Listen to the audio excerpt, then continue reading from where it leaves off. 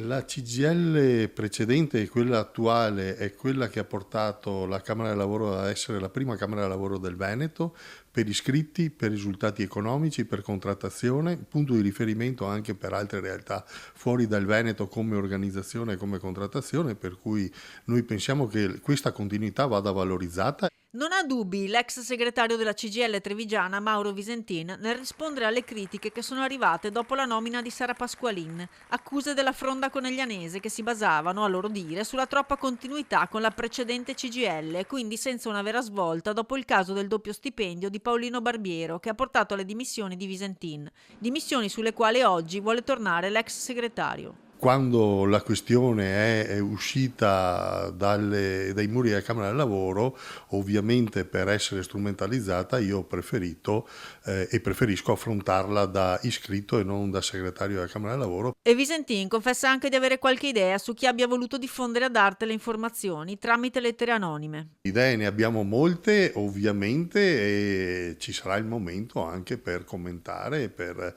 dire le cose come sono andate.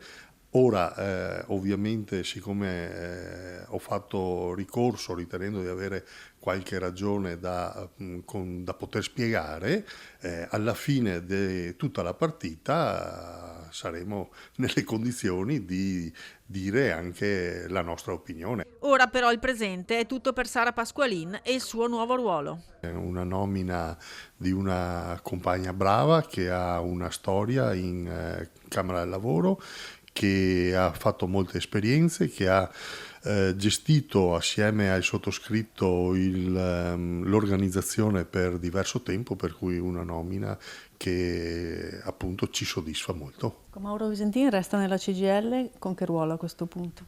Da sindacalista non servono né camicie né giacche né medaglie per fare il sindacalista, basta aver voglia di farlo.